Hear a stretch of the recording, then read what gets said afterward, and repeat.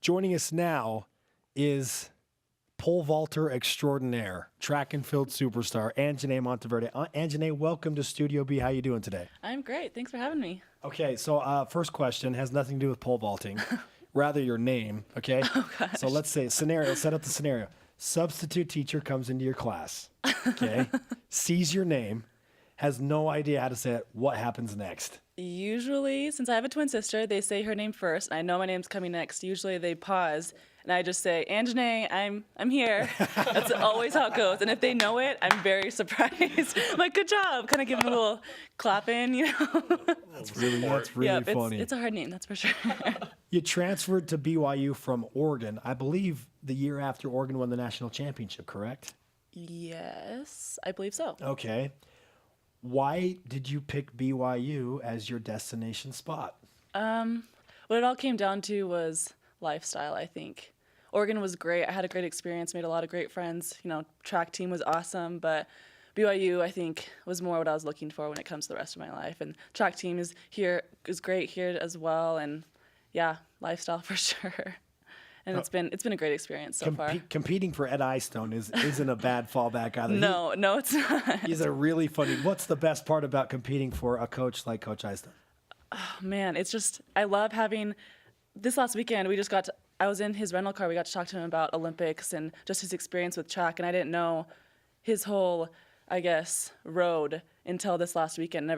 He's a distance coach, so I never had him as my own individual coach. So it was really cool just to get that little, in with Olympics and big meets that he's been to and people that he's competed with. And it's just, one of my goals to go to the Olympics as well, so it's fun. Well, you qualified for nationals in indoor, and you said that one of your goals is to get to the Olympics. What's the next step between qualifying for nationals and indoors and the ultimate goal of getting to the Olympics? What's the next step on the ladder?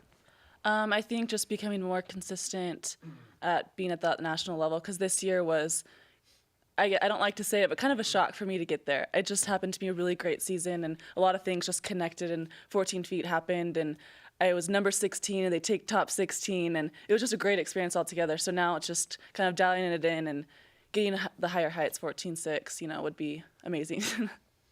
Now, Michael, I know we talked about this earlier. Yeah. He has wondered for a very long time what it's like to fly. Since I was 5 years old, I would say, I just want to know, what does it feel like? Walk me through the step by step. What's it like to run and all of a sudden you're floating through the air? Oh gosh, pole vaulting is so weird, and honestly, every pole vaulter is a little crazy, I must say.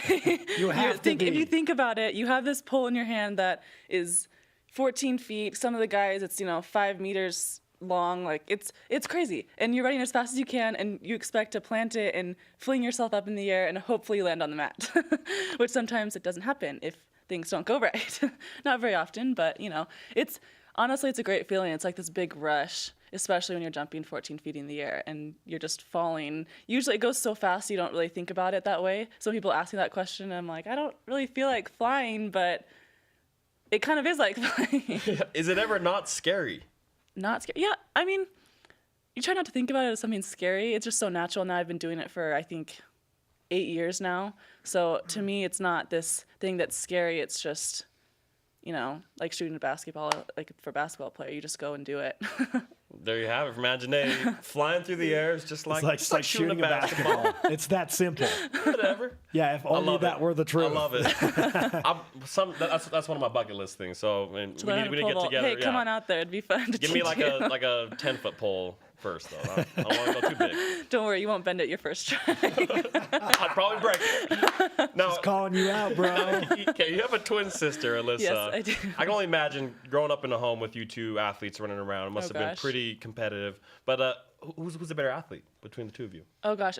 Honestly, it depends on what you're talking about. I say I'm the better soccer player. Okay. She's probably all around the better track athlete because she's a multi-eventer, so she does 7 events. So, yeah, she's a better track athlete, but pole vault any day, I'll beat her. So that's just all that matters, right?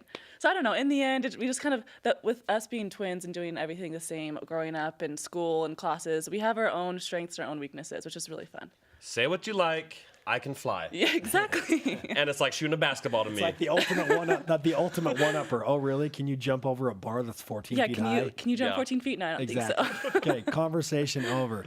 Anginae Monteverde of BYU Track and Field with us on BYU Sports Nation. How does somebody get turned on to the sport of pole vaulting? Like, I can't imagine you're Yeah. just like, hey, yeah, it's really commonplace. I want to go do that. What happened?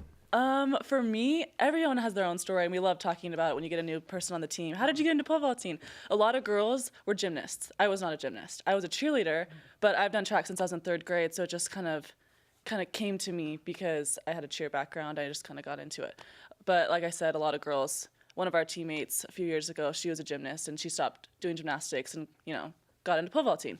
So it just kind of, everyone has their own story, but for me, just because I did track and it was a cool event, my mom was like, you should try it, and the coach contacted her, and it just worked out. Absolutely did. Yeah. Just your average run-of-the-mill going from cheerleading to pole vaulting story. I love that that's a conversation that you get when you meet another pole vaulter. So how did you get into this? Yes. Really? What in the world happened for you to be here now? Anginae, it's been great to have you. Our fans want to know how and where they can watch you the next time you vault. So this weekend we have a home meet. It's actually going on right now. The multis are competing today. They'll actually be pole vaulting, the men at least. And then the women this weekend we jump, I think, 2 o'clock on Saturday Okay. with, a little bit of weather, but it'll be fun. That's how Provo is. In the spring. Saturday at 2 o'clock. If you want to see human beings fly through the air, come to BYU. Led by Anginae Monteverde. Yep. And by saying your name right, by the way. You are. That's on point. Do you It's good. do you like the Monteverde or Verde? I say Verde, but most people say Verde. Okay. Which means Green Mountain. It does. Okay, yeah. Yep. Okay. Yep. She's going to Fun pole fact. vault over a green mountain. Exactly. Oh, yeah. We've taken the cheesiness to the whole new level now.